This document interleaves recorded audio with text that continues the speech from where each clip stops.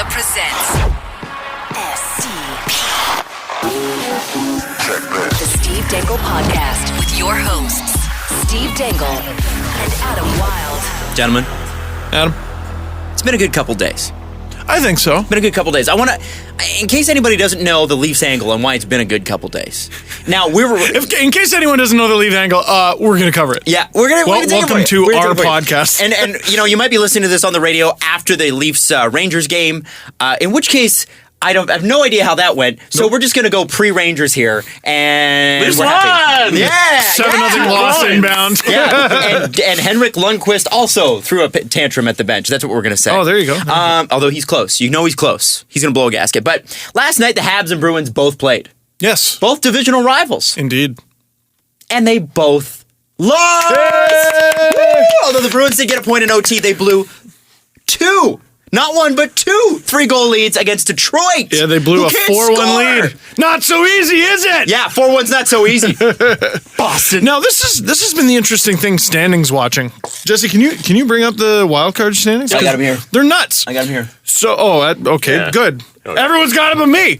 So, everyone's been focusing on the Bruins because they have so many games in hand. The Brewdogs? The Brewdogs. They have so many games in hand. The Leafs would have to go on a pretty big slump to not catch them, which here it comes. Hey. Here comes the slump. Like right now, they're redonkulously hot. What are they? 8-1-1 in their last 10? 9-1-1 in the last 11. It's gross. They're not going to stay that hot. No. They simply can't. No one can. But as long as they don't dip below like 500 for a stretch, it looks like they have a pretty good shot at passing the Bruins. The Bruins are talking about firing their coach. The Sens have been in the conversation of, because the Leafs keep leapfrogging them and then the Sens do it. And then, that's going to be a battle. Mm-hmm. Sens, by the way, in the second wildcard position as of this morning. There you go. And the Rangers in the first. So two things have crept into this race that no one's really considered. One, a wild card spot has opened up. Mm-hmm. The Metro is not going to have 5 spots because Philly is blowing it. Completely blowing it. Yeah, in their last 5, they are 3-2. Or no, 1-4. 3-1, so 1-4. Gross. Steve Mason, brutal this season. So the Sens are in a wild card spot. Meaning, like, let's say the Leafs, they basically play whatever their average has been over the course of the season. You take all bad and good streaks out of it. They just keep playing at the current pace they're on. They got to be leapfrogged by 2 Atlantic teams. So, I don't know, likely the Bruins and Sens. Mm-hmm. Likely. And also, they got to not make a wild card spot somehow. Right. Now what has jumped into the equation is people are going, you know what? The Habs aren't that far away. And they got a bunch of games in hand. Can the Leafs do it? So let's. People are going nuts. Okay, yeah. So as Babcock said before the Sabres game the other day, let's all calm down. Good luck with that there, Mike. Montreal, 46 games played, they have 60 points. Boston, 48 games played, they have 52 points. Here's where I think it's really interesting. And we got to give Ottawa credit here. Toronto and Ottawa have both played 42 games. Okay. Toronto has 21 wins, Ottawa 23, but they have 15 regulation losses. The Leafs only have 13, and they are tied in points. So 50 for Toronto, 50 for Ottawa. So who gets the tiebreak there? The Toronto, Leafs? I believe, because they're better in the head-to-head. Toronto has the tiebreak over Ottawa and Boston. Oh, yeah. It is the head-to-head, right? Yep. Yeah.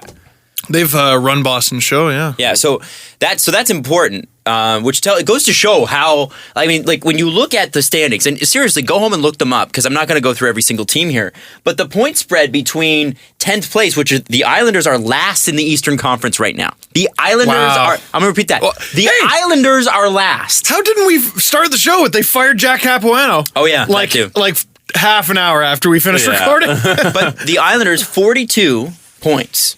Leafs 50. Ottawa 50. Wow. Now, there are games in hand involved and points percentage and all that stuff. Islanders have played 42 games like the Leafs and Sens. There are still no teams officially out of it in the East. No, and that's how important those divisional games are. You want to have those tie breaks, right? They're going to make a difference. Leafs have played the Islanders once and they got killed. Is Claude Julien really the problem in Boston? And was Jack Capuano really the problem in New York? Or is it that the teams are just not as good as they were? They're lacking in skill. I saw Islanders fans kind of split on that on Twitter. I guess I don't know enough about them, right? Mm-hmm. I'm a little bit more familiar with the Atlantic teams. It's hard to watch all 30 teams. Yes, it is. But I look at the Bruins on paper, and they got elements that scare you, but they don't scare you. I look at the Islanders on paper, and it's even worse. It's even worse. They've got element that scares you. Remember at the beginning of the season, like when we were talking about, I think the Islanders will probably make it, but I'm not sure. And then game 1 of the season happens, and we look at their lineup and we went, wait a sec. Like, I would love to hear that clip again because it's like, wait, these are the Islanders? Yeah, there's no Nielsen, no Parenteau didn't make this team? Tell me they couldn't be using his goal scoring right now. This team's gross. Well, and even with him. Even with him, I don't think they're that improved of a team. And that's not a shot at him, it's a shot at the team. 20 more goals, though. Yes. Yeah. Jason Chimera's on your top line? Or at least that's how it started. I don't know what it is now. Ugh. And isn't Andrew Ladd there for a long time? Forever? For all the time. For basically the rest of the century. Pretty much. And, there's another team where, like the Jets, help is on the way. They've drafted some pretty big-name guys who could help. They also might not. Prospects are magic beans. You don't know. The Islanders are in a weird way. They're in a real weird way. In looking at these standings, too, Boston and Montreal, yes, last night was a good night for Leafs fans because both of them lost. But do you see in Montreal... We've heard about the goaltending issues in New York, and we're going to talk about that. And I'm not talking about the Islanders. We know that one. The Rangers one, which is a little bit is becoming forefront outside of New York. I know New York fans are like, "Oh, we're talking about it," but the rest of us are like, "Oh yeah, well, Henrik Lundqvist is there, and he has cold streaks, and blah blah blah blah." Everybody does. Is anybody? Are we really zeroing in on not that Carey Price is frustrated and visibly frustrated, but why?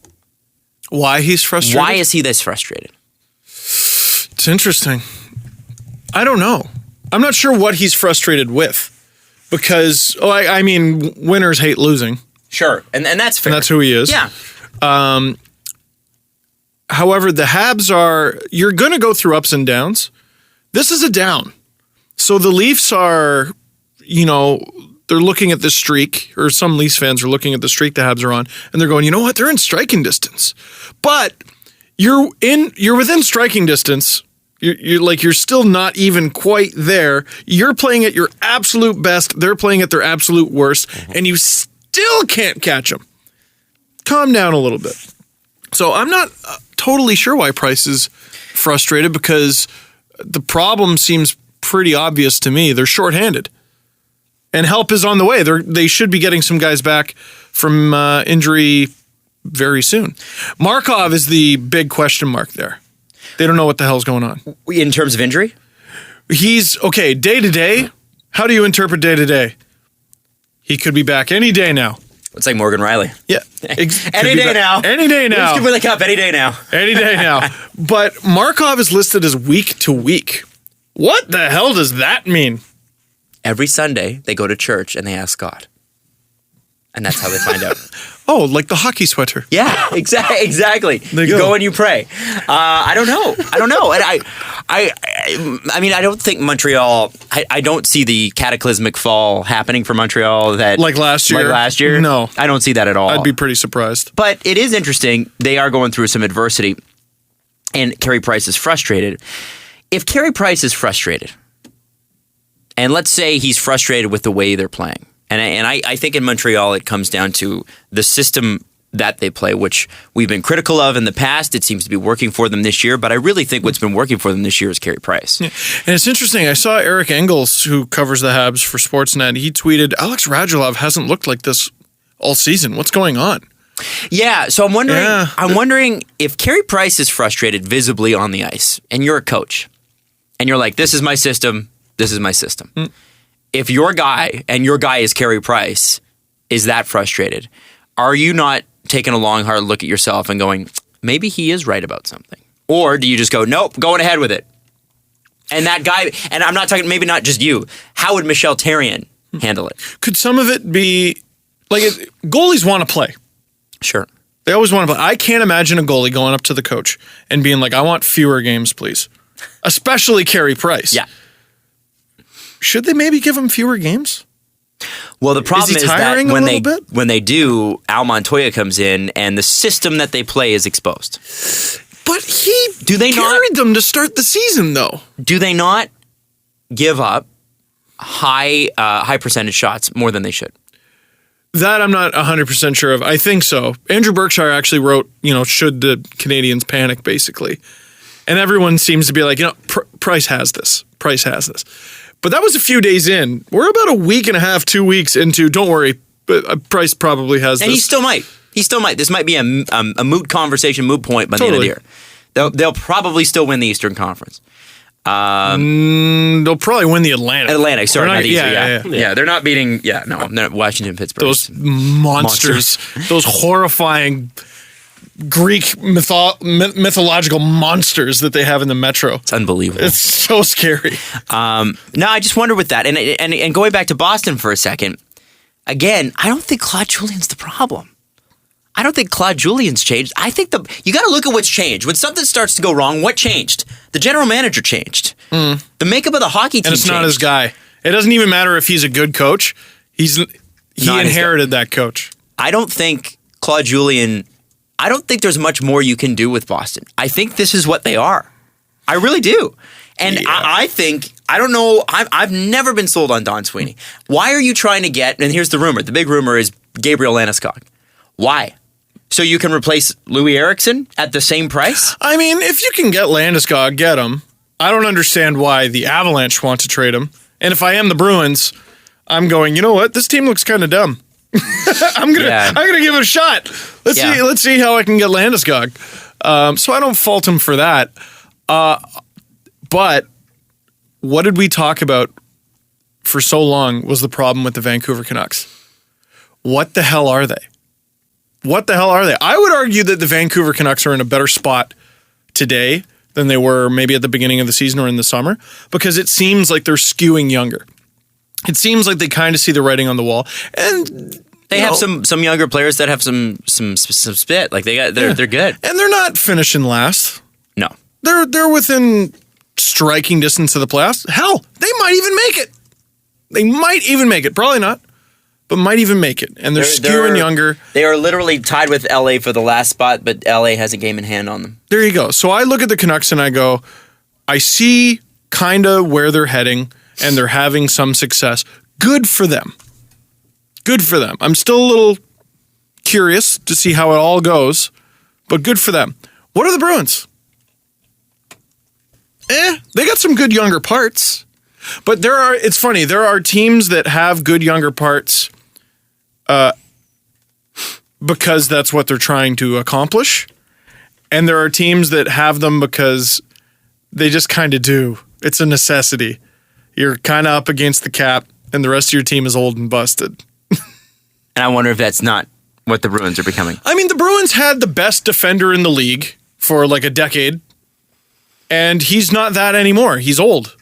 He's still good, but he's old. Chara's old, man. So it just, I get frustrated for Bruins fans when I hear them say, we're going to fire our coach, when the problems seem pretty evident. Your team's not that good anymore. Doesn't that seem like it's what it is? Is it that? It sounds like such a simple thing. But who makes all these decisions? The GM. Right. What's the GM going to do? I didn't give the coach a good enough team? No, he's not going to say that. Of course not. So you got to fire the coach.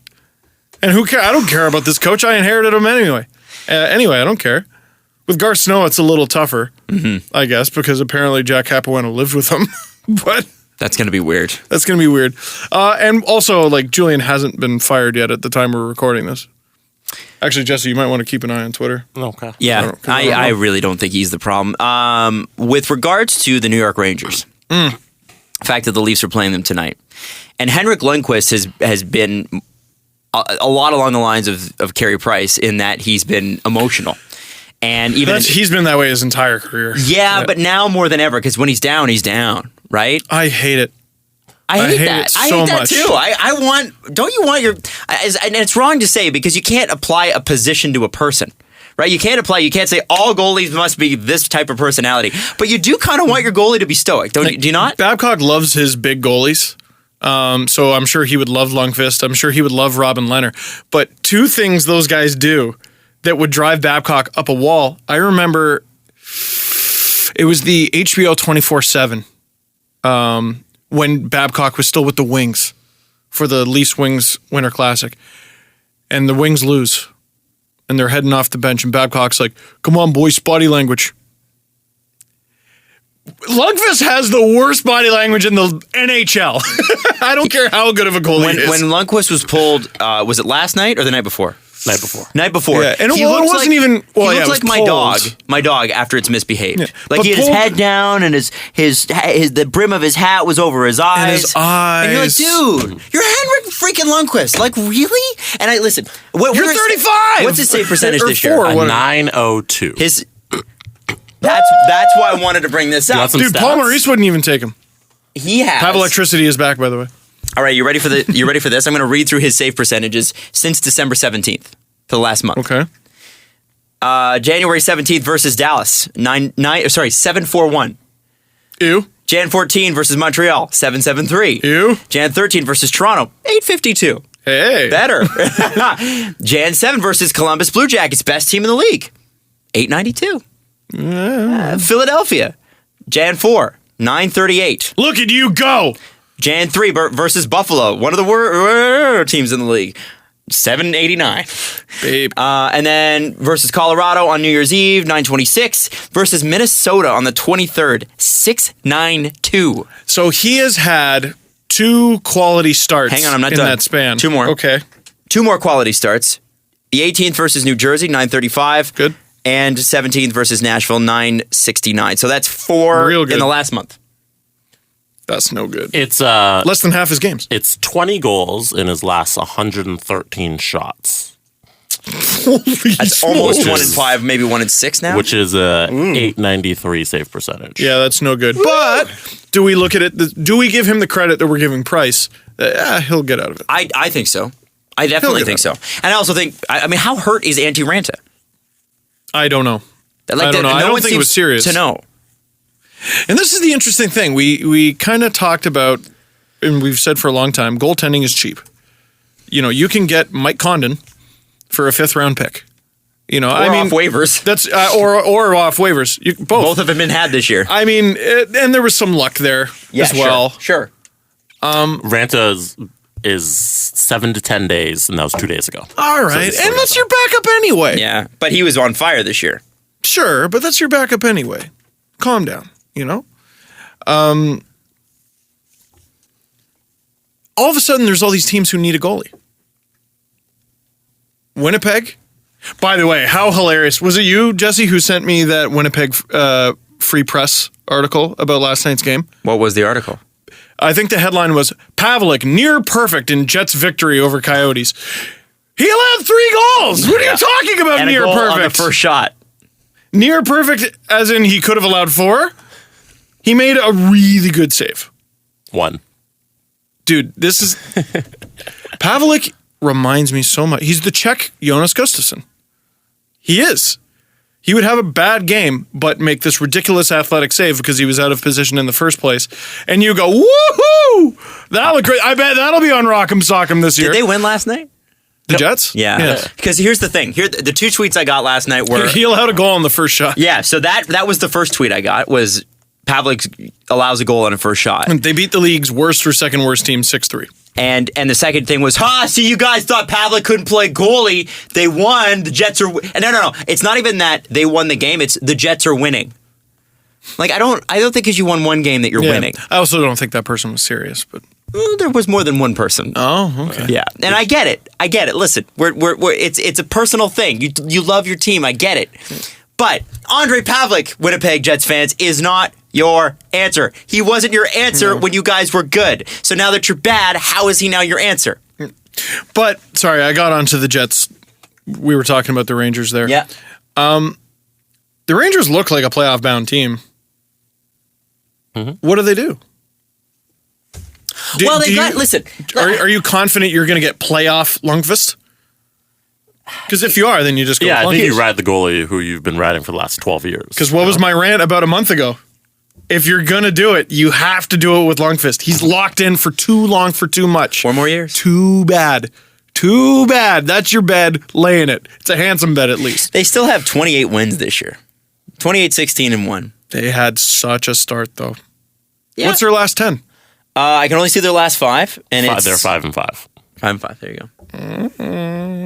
But you need a good start and go 500 the rest of the year. It'll carry you. If you go 500, you're fine. The Rangers would be fine. They'd be fine. They'd probably land in a wild card. But That's what they're in right now. Well, there you go. Okay, so we're going to take a break. When we come back, I want to talk about Steve's favorite writer.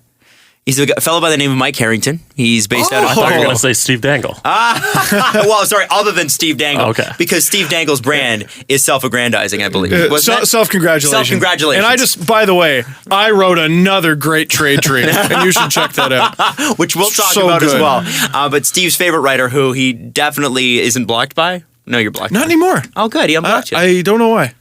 Maybe he runs the Windsor Spitfires account and unblocked you as well. We're going to talk about his article about the Leafs Buffalo game, which I think you're going to find really interesting because from a Buffalo perspective, it's quite sober. We'll talk about it. So the Leafs and Buffalo played on Tuesday. I was there. We saw the game. it. Steve was there. It was a great game.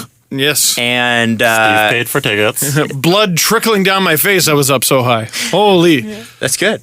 But it was good. I got a bird's eye view of everything. And you get to see the plays develop from out there, which I like. Yeah. So you miss certain things. Like, Morgan Riley being injured. yeah, like Carrick is out there with Matt Hunwick, and I'm like, that's odd. Oh, maybe it's just a line change. Okay, no, who's missing? Someone's missing. What the hell's going on? But then, yeah, you get to see plays develop, and the Leafs really struggled in the first. Yeah, they did. And then they kicked a whole big bag of ass in the second and third. They sure did. Then too. What I thought was really interesting was, a guy that, especially when Mike Babcock was hired away from, I don't even want to say he was hired away from Detroit. He was hired away from Buffalo. Really. He was Sure. Buffalo's coach until the Leafs went yoink. And that's fair. And I understand Buffalo, but he was one of those people who came up from Buffalo to the Babcock Leafs press conference and asked, "Excuse me, Mike Babcock, I hear that you drown puppies. Can you confirm or confirm?" You know what? He probably had to come up on like the QEW, like eastbound Gardner, I guess. And it was under construction at the time, too. Oh my goodness. Yeah, I'd be grumpy too. I'd be grumpy. So, Mike's mad in this article about the Leafs and Sabres. Interesting. But what's interesting is that it's not. Normally, people, when they lose to Toronto, it's, well, they're a bunch of a-holes anyway, we hate them. And then everybody goes, rah, rah, rah, yeah, okay, fine, yeah, we'll get them next time. Blah, blah, blah. He's actually mad at Buffalo. Now, And Buffalo management, not Buffalo fans. this is interesting because I'm trying to think what could they possibly be mad about. That wasn't that bad of a game. Okay, they coughed up a 2-goal lead. But it's funny. I saw a lot of Sabres fans get super upset. Oh, how do you blow a 2-goal lead? And I'm like, oh, honey. you haven't seen Dude, the they've Leafs blown blow like that. 10 in the last month. Are you kidding me? I'm going to read some of my favorite quotes from this, by the way. I mean, it could have been Robin Leonard. I don't know what they would be upset about. It wasn't even that. So I'm just gonna read some of my favorite parts of this article. The Leafs have a coach who's going to the Hall of Fame and a general manager and president who are already there. The Sabres have a coach with a Stanley Cup resume who's clearly causing fans and his own players to gnash their teeth far too much. A first-time GM and a club president who's just about the most reviled figure in town these days. Now, I forget their club president's name, but I think it's not Pagula. It's obviously not the Pagulas. Oh, the Sabres. Sabres, but I believe he might be the same guy as the Bills. Jesse, if we can check that would be great. I believe, because there's been a lot of bad things happening. Are we with the sure Bills. it's not Pagula? No. Because this guy, He's the owner. the president of the Sabres, is the governor and alternate. No, he's the president and alternate governor. Oh, okay, I got you. So I'm assuming it's, part of Pagula Sports and Entertainment. Now, he said, obviously the biggest thing in the Leafs' favor is they tanked for half a season. Garrett Sparks and net anyone. And we're lucky to win the draft lottery to take Austin Matthews. The Sabres put together 2 of the worst seasons back-to-back in recent NHL history and didn't get the little ping pong ball to bounce either time. Do you want the management? Yeah, what's the management So we structure? go owner, Terry Pagula. Owner/president, Kim Pagula. President/alternate governor, Russ Brandon. Can we look into Russ Brandon? I want to know if he's associated with the Sabres. I've heard of Kim Pagula. Or not Sabres, I haven't heard of Russ Brandon. Sabres, Bills. Goal of Sports and Entertainment, I think it is. Yeah, so then He's also president of the Bills. That's why, because the general manager of the Bills, just full disclosure, was not told and not involved in the conversation when the Bills fired head coach Rex Ryan. Oh. And he went and talked to the media, and they said, "Why did you fire him?" And he said, "I wasn't involved in that conversation." You imagine that? Russ wasn't involved? No, Russ. No. You know the general manager. Oh, okay. Russ went to the coach, fired the coach, didn't tell the general manager. Okay. So that's why he's just about the most reviled figure in Buffalo right now. Oh, dear. So this is where it That's gets good interesting. context. I didn't know that. The Leafs rookies entered Tuesday combining for 161 points this season, including 60 goals, which is unbelievable. Did you see that graphic? It was a couple games ago now, where the Jets had something like close to 60 points from rookies, and they were second in the Wow. NHL, and the Leafs had like 100 more rookie points than them. It's stupid. The fact that they have 100 rookie points in a season, any team, is a lot. It's redonk. He said that's more than double any NHL team. What's happened to the Sabres prospects? Justin Bailey, Nick Baptiste, Hudson Fasching, I hope I'm saying that right, who have been injured most of the year in Rochester, have combined for 3 goals with the Sabres. When's that help gonna? Sorry, when are they going to start to help? The Sabres. Well, they've been injured though, as you just right, said. as he just said. The Sabres team has too much dead weight, especially in its bottom 6 forwards. And you look at their bottom 6. That's interesting. Matt Molson is playing in the 4th line. Yeah, that's a rough Evander one. Kane is on the 3rd line. That is a rough one. Those 2 alone, I think, are the dead weight. You know, Giunta is also in the 3rd line, if you want to call him that. I mean, he's a leader. I don't think they're paying him that much. I don't remember, but he's making bank. He's making good money at least. Now, there's 3 trades I think you can talk about. I think Platinum Sea Ghost, who I think we're at 3 or 4 straight podcasts now that we've brought him up. He brought up a good point. So when it comes to the JVR trade talks, everyone thinks of Hull for Larson. Why not Johansson for Jones? Like, that's a little bit more even, isn't it? Mm-hmm. Like, why does Hull for Larson have to be the standard? I think Johansson Why for does a Jones is lopsided trade have to be the standard? You know? Yeah. Kane for Myers, given what we know about those other 2 trades? Because, like, Myers, when he's healthy, is it, a big right-handed defenseman who's useful for the Jets. He plays like Tyler Myers all the time. Plays like Tyler Myers near most of the time. And you can say, yes, he's overpaid. Sure. But he still plays like... Sure. He's still a brand, right? Like, you still know what you're getting, right? How many 20-goal seasons does Evander Kane have? I think it's 1. I think it's 1 too. And he has a gigantic contract. It is I don't know how gigantic it is 5.25 Ooh. That's pretty gigantic. loophole for money. this year and next year, and then he's a free agent. Yeah, okay, so it's not that long. Yeah. 5.25 for a guy that's But- not scoring 20 goals. Exactly. How many Ooh. goals does he have this year? 12. Oh, he's going to have a 20-goal year. I think he's also battled injury.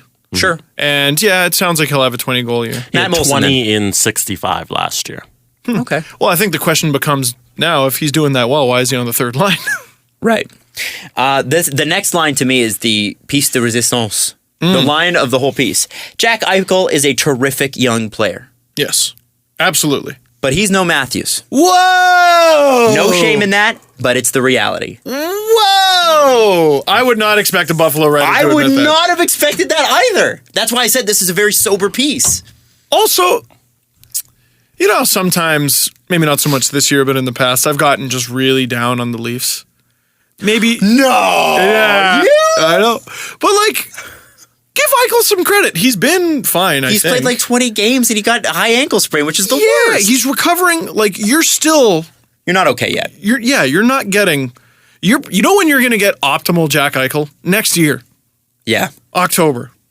That's what you're looking at, probably. I'm no doctor. Well, because But- they're not going to the playoffs.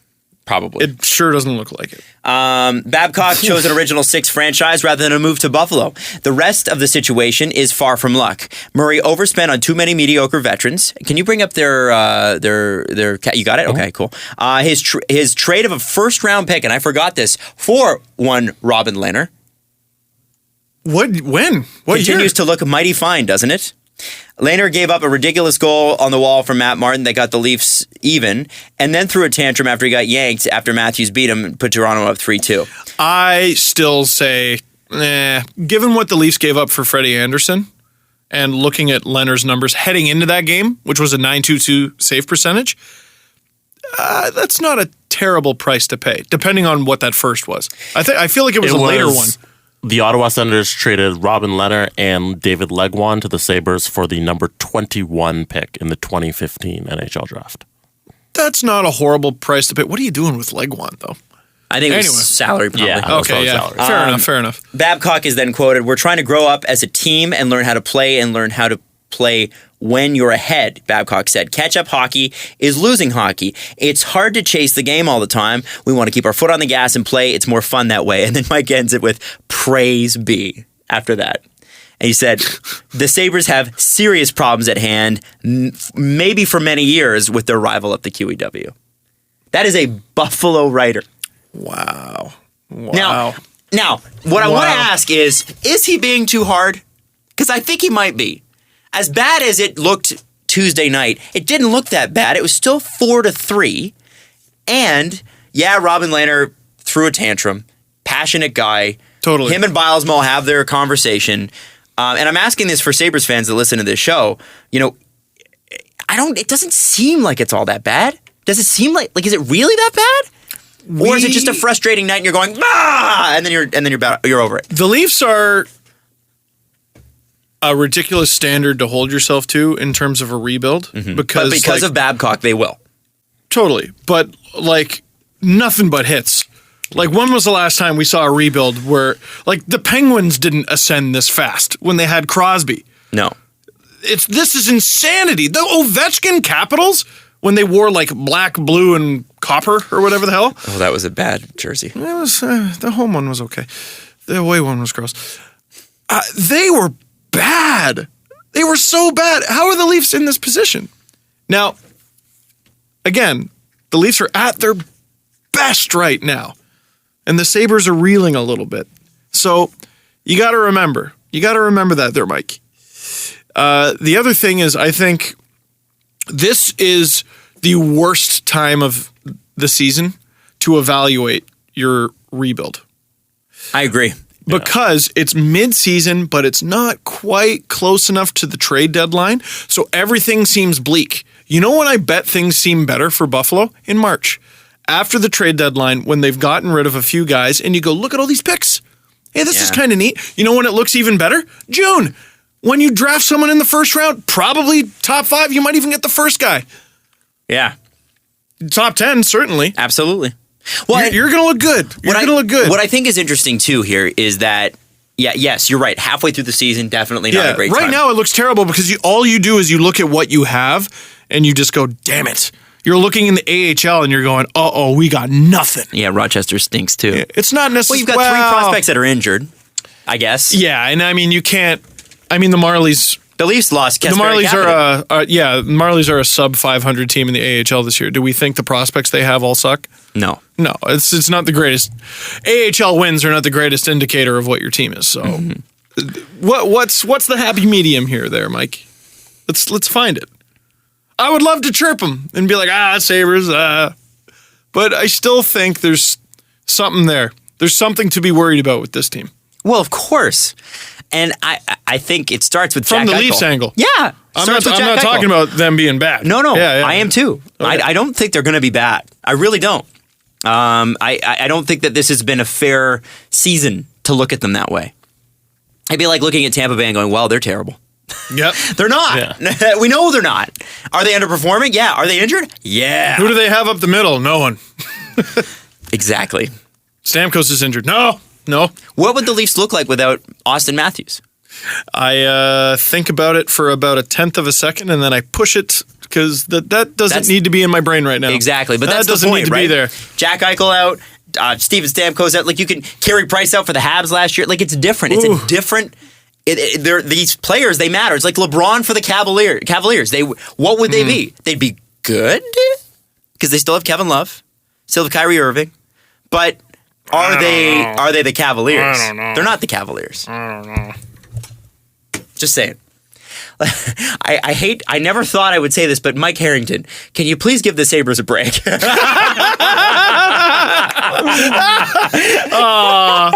Poor guy. Hey, Frank Corrado's going to play tonight.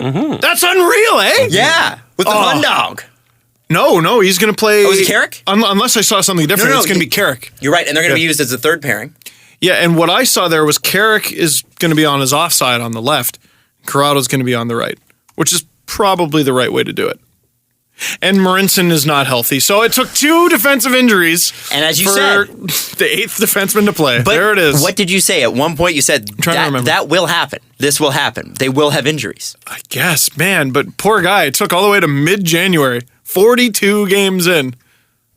And by the way, this is game number 2 for Frank Corrado. Babcock did say, he's like, I'm excited. Oh, I'm excited for him. And, he's going to be an opportunity to shine. And I mean, if he plays well, he better freaking play well. Oh, I know. He's got if he plays well, it's found money. Yeah. At this point. Like, he's this prospect who didn't exist. Could there conceivably, in an alternate universe, being ours, is there a chance that Frank Corrado plays himself into this lineup regularly? Let's say this game, this stretch of Morgan Rielly's lasts for a week. Is that long enough for Frank Corrado to prove I deserve to be in this lineup semi-regularly? Here's the stupid fantasy I have, Adam, is the Leafs win the Cup this year, and whoever gets the Cup first gives it to Frank Corrado. Gives it to Frank Corrado. He's this team's Ray Bourque. Yes! Win it for Frankie. Oh, yes. Frank Corrado is the Leafs' 38-year-old. How is he staying healthy and conditioned if he's not playing hockey? Apparently, well, Chris Johnson was saying he's jacked. Well, he's incredibly jacked because all he does is work out. Nobody works out. I was reading some quotes yesterday from Babcock with Jesse, and we were talking about, it was Sheldon Keefe's, they asked Sheldon Keefe what he thought, and they said the first few games, Frankie played great, and then you could see that there was some fatigue in the last few. How many games did he play? 7? 7. Something like that. And they played him towards the end, because in the first few games, they sort of warmed him up a little bit, but then I think he was on the top line div core with, or div thing with Renat Valiev. Well, and that's hard because you're going from 0 time to all the time. Yeah, there's a difference between working out and playing hockey. Yeah. There is. They said he showed some signs of fatigue, and I'm like, well, yeah, and you're using him. They're like, yeah, we used him the most. They put him on the ice the most. The Marlies loved him. As they should have. He should be their best defenseman, logically. But Corrado's not going to be playing those kinds of minutes. He's not going to come close to 20 unless someone gets really hurt. No. What's he going to get? 12 max? Yeah, probably. You better not see any fatigue. And if you see some fatigue, I don't think that's Mike Babcock's fault. I don't think Corrado would be fatigued at 12 minutes. I don't think so either. I was talking about it's Babcock's fault if Corrado doesn't look crisp. Because obviously he hasn't been playing games. But tired? Shouldn't be tired. The Leafs have bikes, man. Mm-hmm. Well, they played... Go down. There's a bike right there. They played, 7 games in 10 nights or something like that? It was... Conditioning stints only last 10 days. Yeah, the AHL is harder. Mm-hmm. Yeah. They play 3 straight nights. Did Corrado play 3 straight nights? He played 7 games in a row. Yeah. Not 7 nights in a row. But sure he did.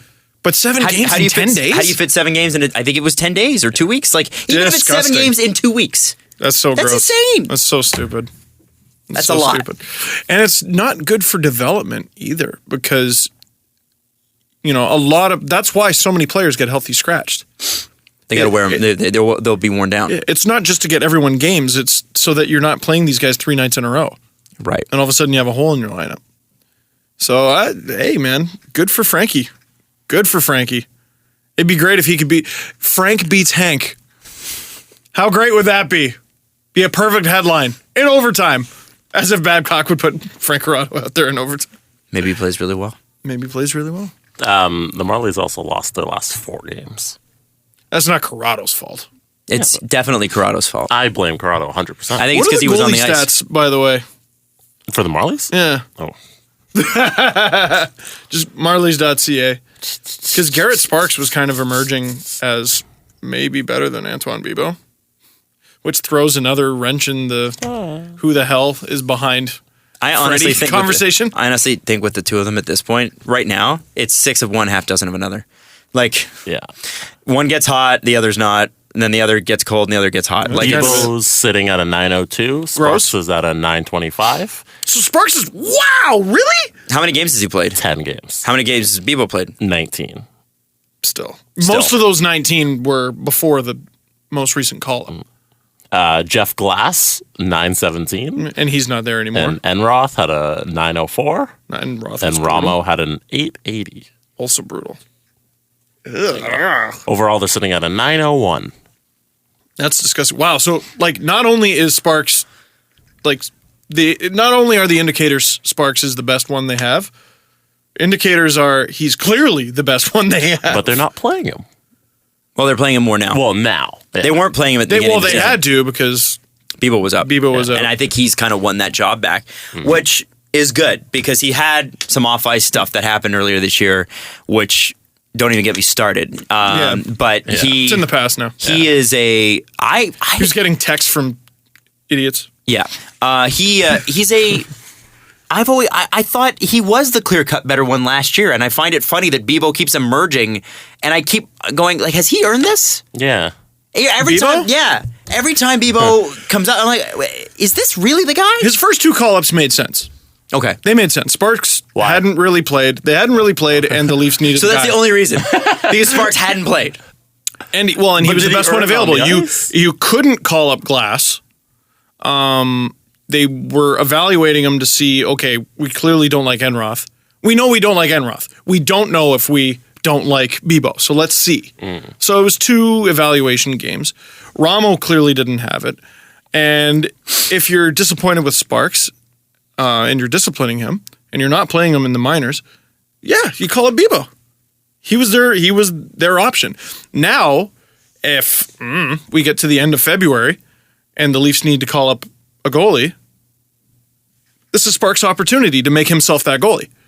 And at this point, kind of looks likely, doesn't it? We have backup Aney, so it doesn't really matter. That's true, yeah. Backup Aney's going to be bulletproof.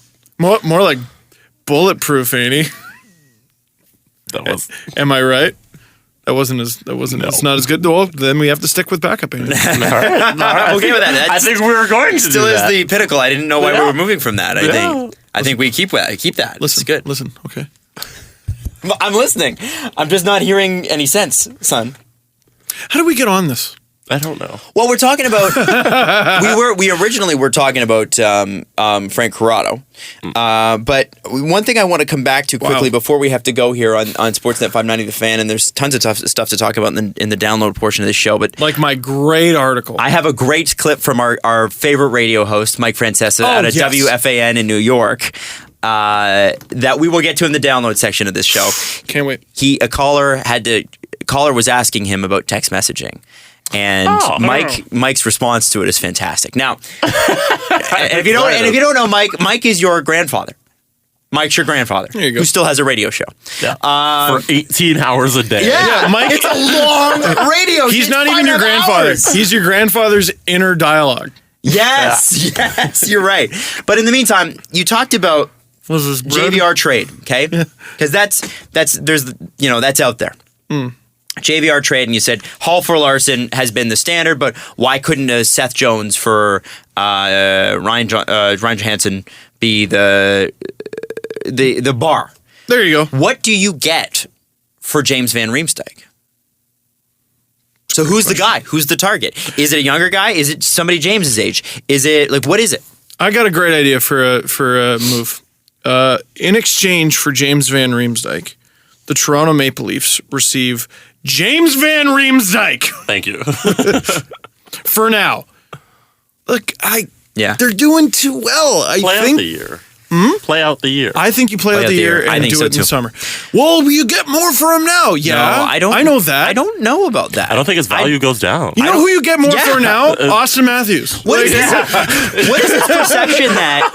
What is this perception that because James Van Riemsdyk would play 30 games for you, 35 games for you this year, that he somehow the difference is going to be astronomical. If you trade him now, not only are you getting 82 games this year, next year, you're getting 30 plus this year. I don't believe that. I don't really think it's going to change a thing. Now, one thing that Elliot Friedman brought up in 30 Thoughts were the fact that I have his Twitter open right now. Canadian teams might be poised to grab a guy like Kevin Shattenkirk. He says he doesn't want to get traded to the Oilers, but or at least that's the rumor. But that might have changed. That's weird. Like, how come still? I know the Oilers are a funny team. They're a funny team with funny management. But isn't McDavid alluring? That's not alluring to you at all. I have to tell you, I think he is now, for sure. Like, if I'm Shattenkirk, no, I'm not getting the greatest supporting cast, but I'm the help. I'm the solution. Like, picture the Oilers with Shattenkirk. You'll get paid for it, too. Yes, you'll get paid to be the handsomely. solution. And you got Darnell Nurse. Now, if you're the Oilers, you're not making that trade unless you have an extension in place. Yeah, this is the problem. And part of the allure to Edmonton is all their bright young players, and in exchange for Kevin Shattenkirk, they will have to give up a bright young player. Would a guy like, I'm throwing this out there, Sure. I'm just Puljujärvi be fair value? Because you have a lot of skilled centermen, or not centermen, you got a lot of skilled forwards. There's a lot of Oilers fans who would take that trade. I don't know if it's smart. I don't know if it's smart either. And I'm not saying straight up, and I don't know. I was just throwing it out there. Is a Puljujärvi plus or a Shattenkirk plus for Puljujärvi? I can't see Shattenkirk plus for Puljujärvi. I just can't. I don't know. I think straight up might actually be closer to reality. If you can get the extension in place. Yeah. Now, the Leafs and Habs have also been named as two potential teams. One thought, there's a thought going around, and it's just a thought, is that one of 30. Kevin Shattenkirk could be okay with signing a 2-year deal where he gets paid an obnoxious amount of money, or like a short-term deal where he gets paid an obnoxious amount of money for what he is, like overpay him for 2 years, and then you're not stuck on a long contract. In 2 years, he's 30, he could still sign a long-term deal. So I gotta credit him.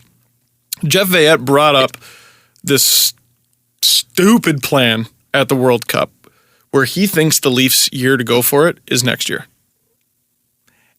And by the way, he said this before the season began. Wow, give him credit. So I'm like, you're an idiot. But that was one of the solutions he brought up. You take Shattenkirk and or some other free agent like a Joe Thornton. Well, you don't need Joe Thornton. And you don't need Joe Thornton. No, but you go, here's $8 million or whatever it is under the cap. Come win a cup. Let's go. If they come win a cup, let's go. Think about it this for just a second. Shattenkirk, 2-year deal, $18 million. Okay, so you pay him $9 million. Holy Come on. Give it okay, no. I get it. I'll let you. Come on. Yeah. All right. 2 years, $18 million. It's a lot. Sorry. Sometimes you hear something so ridiculous, you're compelled to just make noises. But it's a 2-year deal. Okay. And when that 2-year deal is up, you got to sign Matthews and Marner. So it leaves you... Which you can. Yes. It leaves you the flexibility to do that. And maybe that player comes back at a discounted rate because like, hey, I just won a cup. Let's go win a couple more. Or not. How could that be bad? Tell me how that could be bad. Here's why it's bad. How can it be bad? Because the Leafs are making me think Disney movie-ass thoughts. So there's nothing bad about that. The Leafs are making me think stupid thoughts like this is how they do it. How does that plan? This is how they win it. How does that plan not make sense? This is how, and we get Russell Crowe. We ask if he can still skate from Mystery, Alaska, and he's going to play... No, because he'd bring it off the post at the end. He's going to play Roman Polak. Oh, yeah, you're right. Yeah, well, so he's perfect. And we get... I don't know, who are some of the other... We get Matt Martin is played by Sean William Scott. I don't know. There's not that many actors in Hollywood but think who of can this skate. Think of the defense next year, okay, with Shattenkirk. A, this would work under the cap, but B, you've got Riley, Shattenkirk. You've got Gardner, Zaitsev, Carrick, and whoever. And doesn't matter. Frank Corrado. Qualify him. Yo, imagine if he signs with the Leafs again. Why? If they qualify him, he might not have a choice. And that's why you give him the cup first. Yeah, but think about that. If your power play is Morgan Riley and Kevin though. Imagine It's stupid. Is This is all Shattenkirk, Riley, Gardner? This is all dumb. You're dumb and we're dumb. Shattenkirk's dumb. I don't think it's dumb. You're dumb. Everyone's dumb. We need to take a break. Okay. The radio portion's done. The radio's done? Okay. Well, hey, listen. Edit a little Show's easier. brought to you by Panago Pizza. It's what's on the inside that counts. And I want you to think deep down inside you how great Kevin Shattenkirk would look here for the next couple years, and then you send him off into the sunset. I'll tell you what's on the inside me. Thoughts of the Leafs Cup in 2018. Jesse, you want to tell us why you think it's stupid? No, I think it's a great idea. Here, let Shattenkirk thing? Let me throw a little wrench in the stupid talk. James Reimer on his way to South Florida right now because his wife is having a baby. Oh. You know what? If that baby is a guy or a girl, they have to name it Steve. Do you have any idea? If they name their kid Do you have any Reimer's going to idea? name his child after Steve Dangle. I would drop. Come on, James, do the right thing. I would actually drop what I was doing, like not speak to my wife or bosses, and just head to Florida to be with my godson or goddaughter. Steve or Stevie? Make her Stevie. Stephanie. Oh yeah, it could be like Stevie Nicks. Yeah, Stephanie. Stephanie No. Nicks. Her real name's Stephanie. So Steamy Nicks. Just no. Jesse, let's get back to stupid. Why wouldn't that work? Tell me why it wouldn't. Pop the balloon. Because we can't have everything we want. That's why. Because history has taught me that. Other than that, Because almost 30 years of pain has taught me that. objectively, guys, tell me why that wouldn't work. Tell me how that doesn't work for Shattenkirk. Oh, fucking- The Shats. I don't have a good answer for you. I don't have an Because answer it's for not you. a stupid It's idea. the reason the smile is on my face. Jesse, why? No. Pop this balloon for me. Tell me why it's bad. I want to know. Shut up! No, you don't. It's a great idea. Jesse said off camera that How he thought it dare was you. stupid. He thought it was stupid. I would Why is it never. stupid? I would Adam just never say exposed anything you. like that. You were exposed. I did say off camera that it was stupid. Why is it stupid good? But I have changed my mind. In the as 30 I- seconds. As I am allowed to do. And I am not going to argue this point. A wise man once told me not to argue with Listen, fools. Oh, that's literally your job, Jesse. I just want to say that I'm pretty sure it was Jeff and it was the Leafs Nation that pointed this out. Yeah, I don't know I'm if he's pretty ever sure it was written them that pointed this out in a in article. I'm sure he'll promote it. Yeah, I'm sure. Yeah, please do. Go to leafsnation.com. Because he listens now. Oh, he does. Yeah, he didn't listen before. No, we were bad before. But now No, he listens now. now we're better. No, we're way better. See? We have his blessing, so it's okay. Okay. Well, Jeff, Yeah. I'm with you on the Shats. I'm calling him the Shats, King Shats, when he's here. But what? King of the Shatt. No, King Shats, just King Shats. King Shatt. Okay. Oh my God, I can't wait till Kevin Shattenkirk scores a hat trick in Game 7 of the Stanley Cup Final. And the front page of the Toronto Sun, because none of the other papers will have the balls to do it, has the headline, Shatt in the Hat.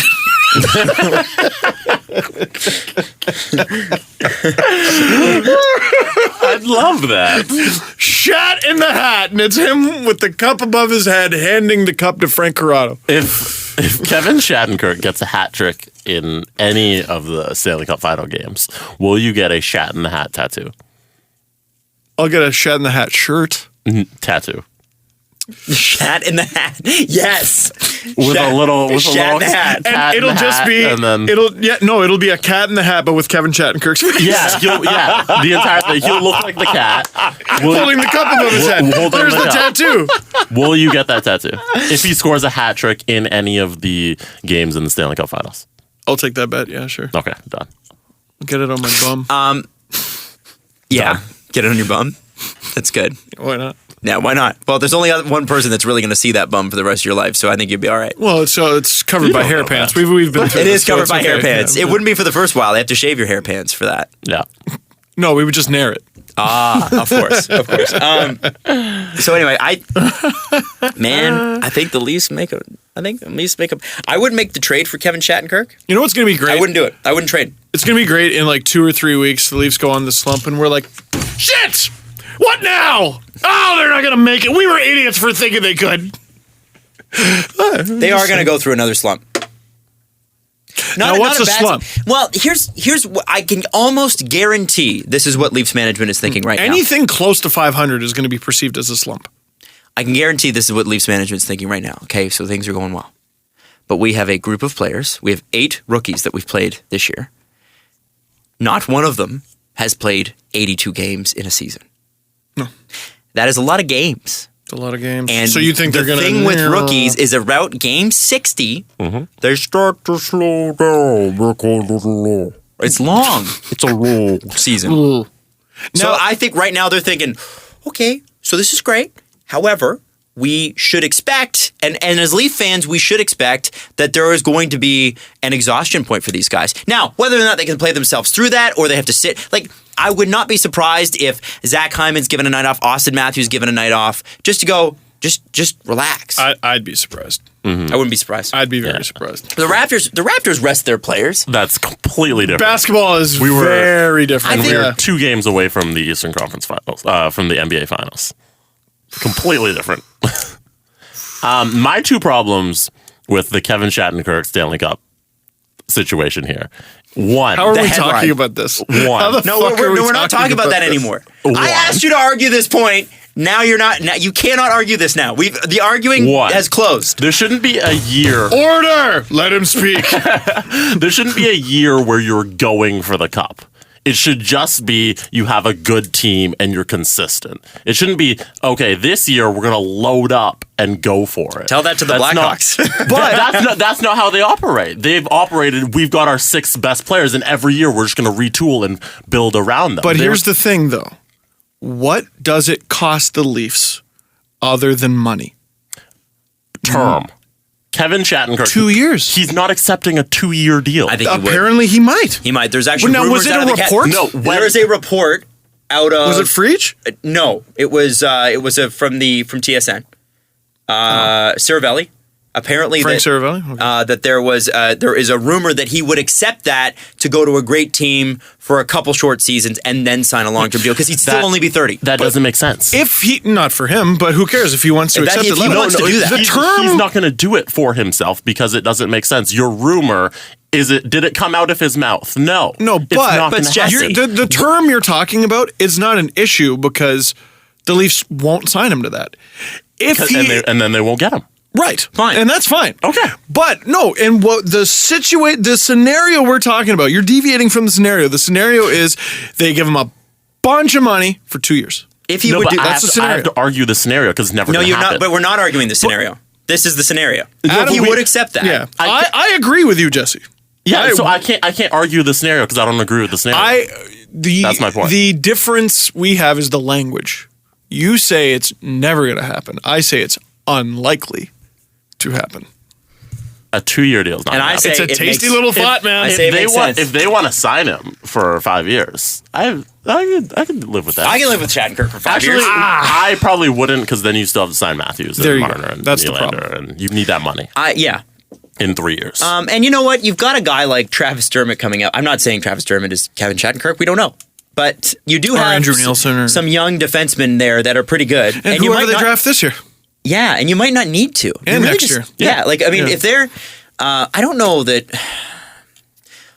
you can expect this year. Like if they draft between picks 10 and 20 this year, for instance. Sure. I don't think you can expect a player like that to just jump right in the NHL, can you? Here's an interesting thought, and actually building off of that. Let's say the Leafs are in genuine Stanley Cup contention in 3 years.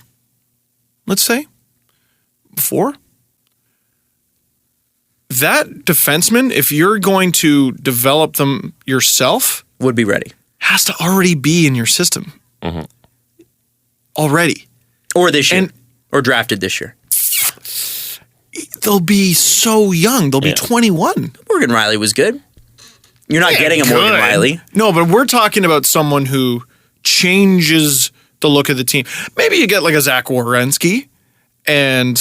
Gus is be here. Gus is Ghost is whatever. Maybe you get a player. Maybe you luck into a player like that. But I think the odds of you achieving that are the same odds you have of signing Kevin Shattenkirk to a 2-year expensive deal. So this is the interesting thing. I think if they're going to get this mythical player that fans keep talking about, they got to trade for him. So, and then all of a sudden the JVR argument becomes better. Yeah. Makes sense. Now, question. Not for Shattenkirk, just for a defenseman. Yeah. Question here. Unless, Jesse, did you want to say something to add to that? I just think it's never happened in any of the pro sports leagues where a 27-year-old Bullshit. has taken a 2-year deal. No, Oh, a 27-year-old. I was thinking about when Paul Correa and Teemu Selanne joined the Avalanche. Yeah, but And somehow didn't win all the cups. a 27-year-old turning down 7 years. yeah, what is that would be that? pretty dumb. Listen. And yet? I would still like it to happen. There's no end yet. I had a huge chunk of gel in my hair and none of you told me. Some friends you are. Didn't know. Didn't know. Didn't look that close at your hair. Looks great, It was though. behind me. Maybe I couldn't see the clay in my hair the same way Jesse can't see why Kevin Shattenkirk would join the league. Can I tell you how I think this is going to go? How is this going to go? Can you guys get off your computer and put your phone down, please? How's this going to go? And I bring up my phone right away. Jerk. Go ahead, I talk, don't think the Leafs window is just going to be 3 years and then it's done. Yeah. I think like the Hawks and like the Kings, it will be multiple windows. I agree. That's but why there's no go for it. the beautiful thing about signing a short, expensive deal, and the Leafs are the perfect team for it, the beautiful thing about it is it costs you nothing. And But how do you, now here's my question. Okay. Jesse, to Jesse's point, does it make sense for a guy like Kevin Shattenkirk not to sign a 7-year, $50 million? no, absolutely not. How do you? All right. So if you didn't like those parameters, how do you convince a guy to do it? You'll win. You don't. Because So you don't, or you'll win. Hey, buddy. Just try. Don't you You're want the to win? Leafs. I am Lou Lamoriello. Don't you wanna win? And you've never said no to me in my lifetime. I am Lou Lamoriello, and I'm ordering you to put together a presentation. What's your main point of your sales pitch to Kevin Shattenkirk? Aren't you sick of always getting your teeth kicked in the playoffs with the stupid St. Louis Blues? Come join a winner, baby. Jesse. I look at one of my wingers and I trade him for a defenseman that we can use when we are ready. That's a maybe. That's a maybe. Much more likely situation. I don't know about that. No, I mean, you're it's a probably more right. likely situation. It's far more likely. But what's the quality of that defenseman going to be? I'm just arguing the odds of something happening. We have not talked about the Leafs this way in the existence of the show. No, it's nice, isn't it? I haven't spoken about the Leafs this way since high school. I said to Jesse when I came in today, I'm like, my day rules today. The last time I talked about the Leafs this way, Bush was in his first term. Yeah. I had a Grammys meeting earlier today. I have this, I get the show, and then I'm going to go home and watch the Leafs tonight. Like, that is my day. What a damn good day that is. It's the best. The best. Because I'm going to watch them tonight. I'm looking forward to it. I'm looking forward to watching the Leafs game. I used to be like, I'm sorry, honey, I have to put on the Leafs game. Now Last it's like, season- honey, I'm putting on the Leafs game. She's like, okay, cool. Last season, I would get home and be like, oh, the Leaf game's on tonight. Like, I wouldn't know about the Leaf game until like an hour before it came on. Last year, let me ask you this. Last year, did you ever turn your TV on and go, oh, there's a game tonight?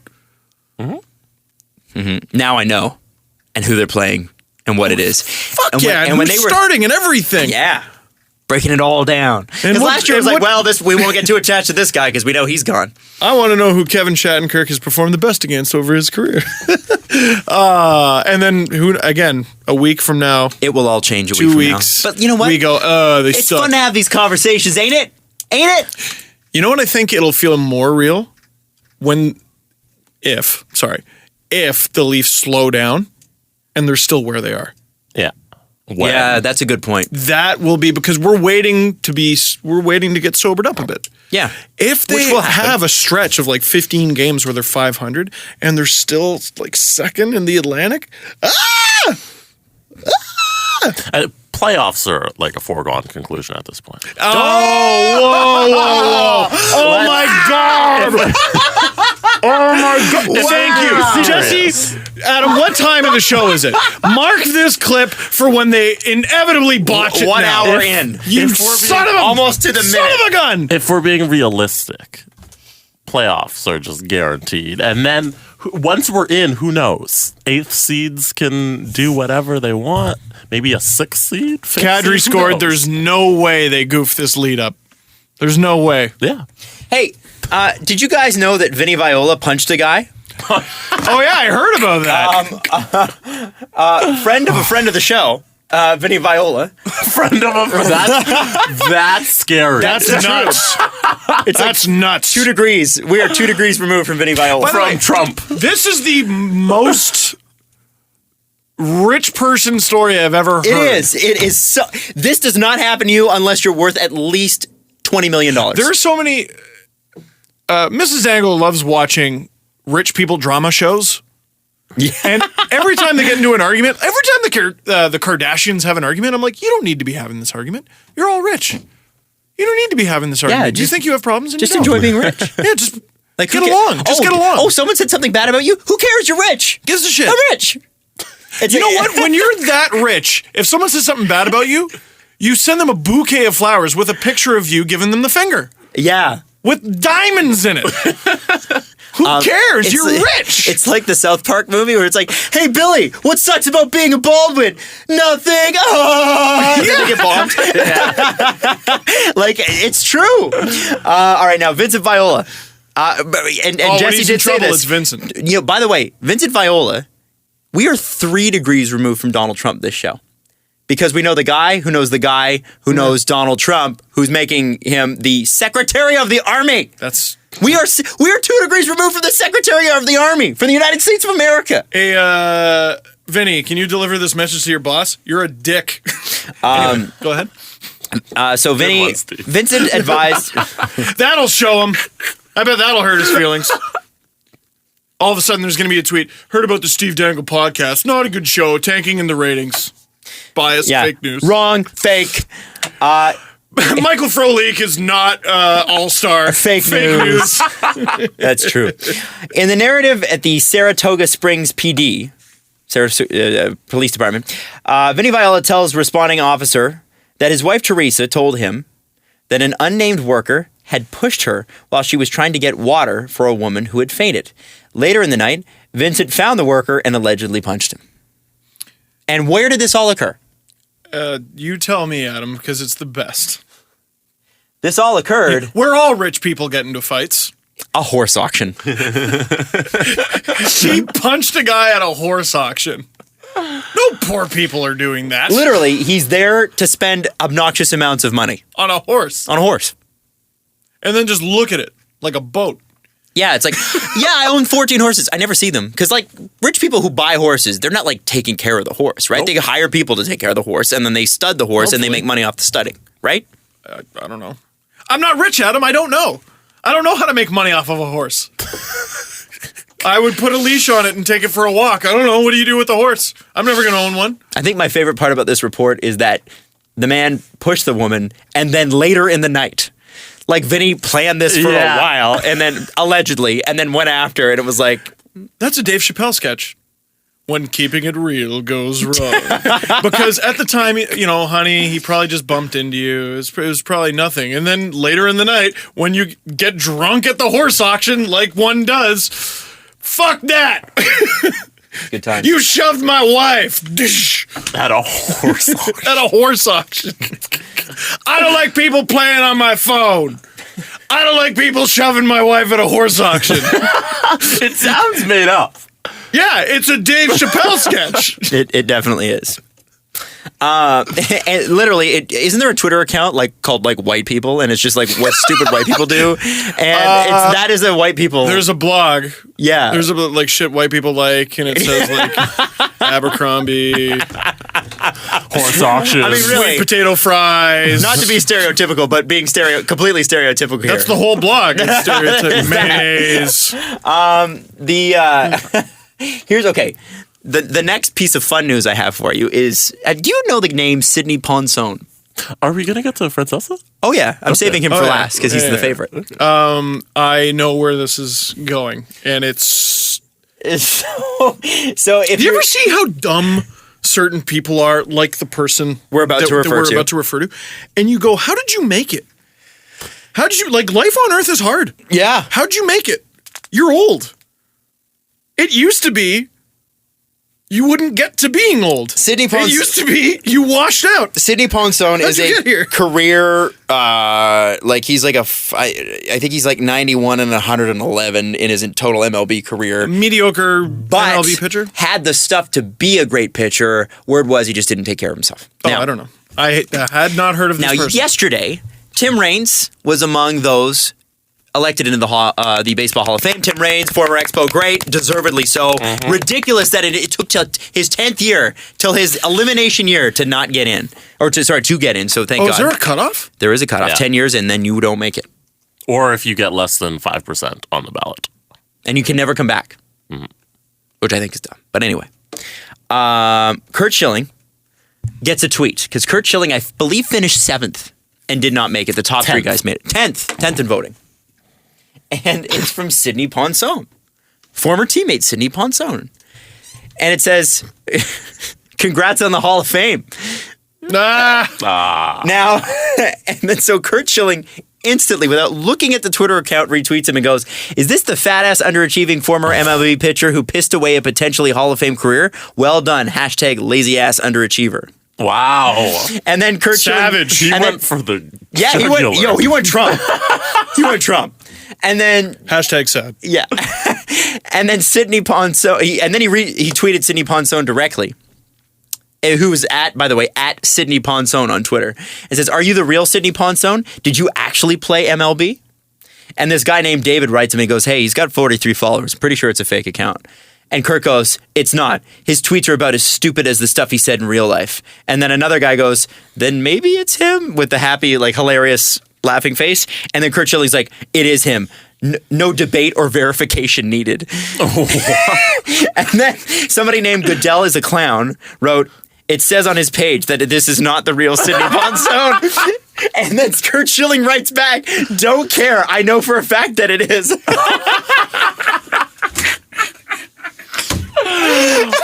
So one of the greatest baseball players of all time got into an argument with a fake Twitter account? No, this is what I'm saying. At some point, Curt Schilling needed like a good coach to become great. Yes. Right? Which means he had to listen to a human being and follow that person's instructions. How did he... Darwinism has so many filters, and he went through all of them to become great. He jumped all the hoops. And now that he's not throwing a baseball, we go, how the fuck is this guy a human being? It's not a left or a right thing. How do we combat as a society? Even a person on the right-hand side of the political spectrum could say, that was pretty dumb. I mean, right? You don't need to be a conservative to say, fuck that. I know it's Sidney Ponson. He could be Keith Olbermann saying that. It's not a conservative. This is an intelligence thing. It's not a left or right thing. It's an intelligence thing. How do we as a society combat this huge, passionate, growing, ever-expanding faction of people who just say, fuck that, to everything. The earth is flat. Dinosaurs never existed. The earth is 5,000 years old. How do we combat these people? They won't listen. You're not allowed to kill anybody. So how do you do it? How do you do it?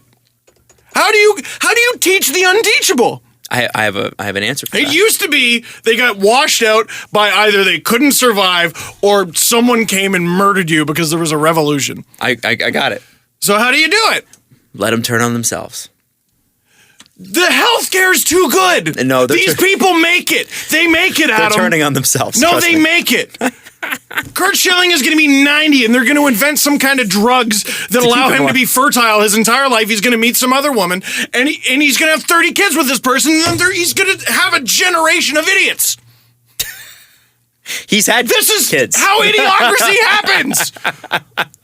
There's this friggin' so-and-so, he impaled his scrotum on a fence, but thanks to innovations in medicine, he'll be fine.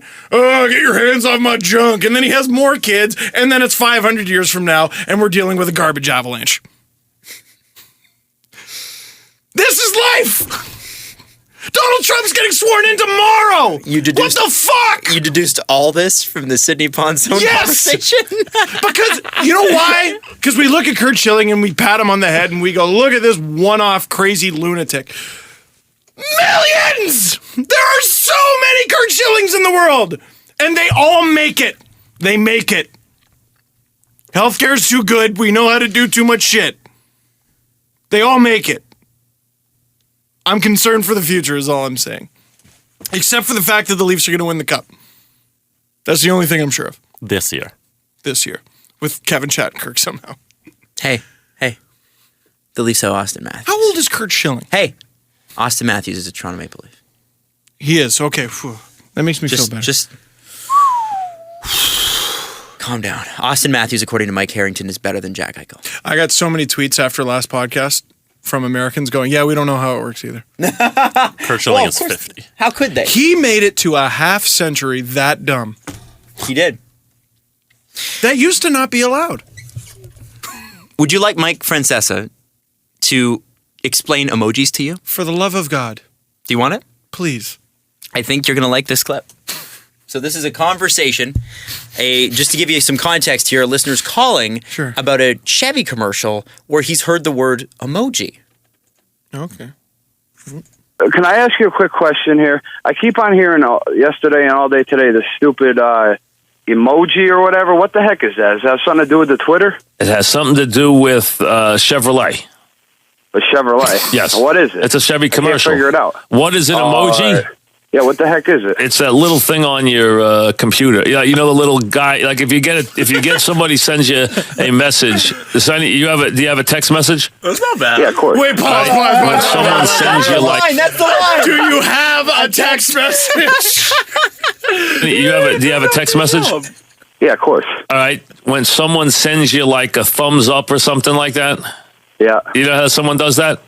Yeah. That's I an get emoji. sometimes. Hold on. Oh, so there's like a whole screen, you push the buttons or something? No, that thing is called an emoji. That little thing you see is an emoji. So he's like, yeah, I got it. No, you don't got it. The best part of Mike is his listeners. That guy's not asking that question genuinely. He's screwing with Mike. Are you sure? I don't know. I think he's screwing with Mike, and he's doing Can we listen to it again? magnificently. Listen to his voice. Okay. Listen to the little stutters. Okay. He's searching in his mind for ways to screw with him. Point out, Jesse and I will be quiet. Point out where you think you hear the guy messing with Mike. Okay.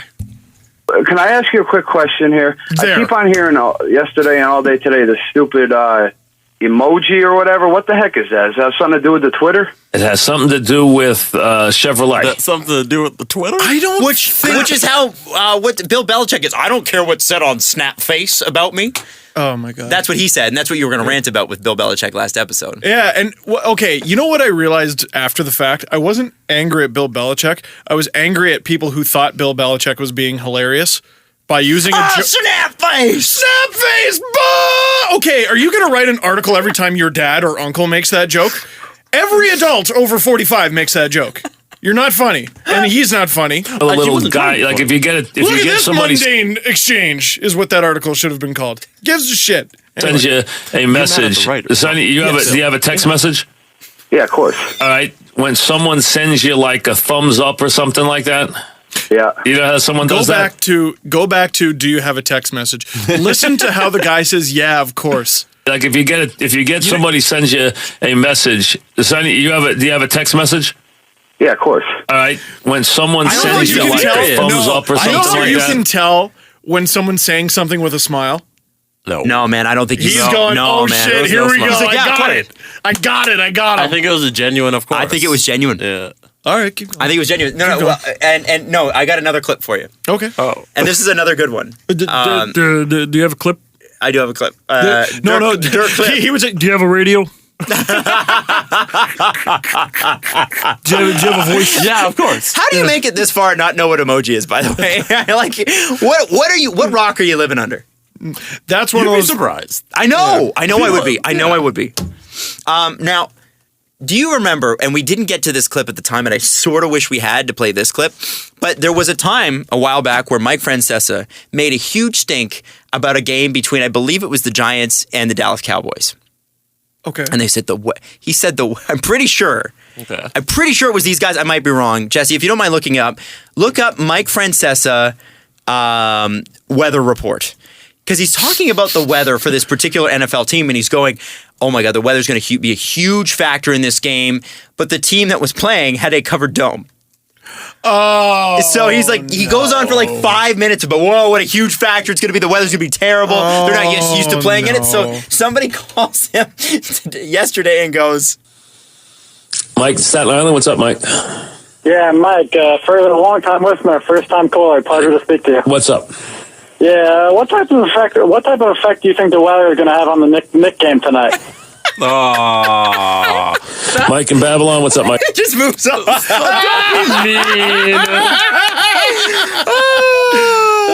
Don't be mean. So Do funny. you know how long his screener got berated for that call? Oh my God. See, here's the thing between us and Mike.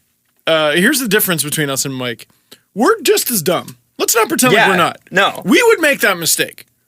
We would make a mistake similar to that. The difference is we go, look at us being idiots. What makes Mike so fun is he doubles down. He does not have a sense of humor about it. I am Mike effing Francesa. How dare you speak to me that way? I am a radio god. How dare you? So here's the original clip. Thank you, Jesse, for finding this. It is Mike Francesa's weather report, which will make that Knicks game thing make a lot more sense. And it's between the Cowboys and the Bucks. So both warm weather teams, warm weather climates, and it's in Dallas, and Dallas had a cold snap recently.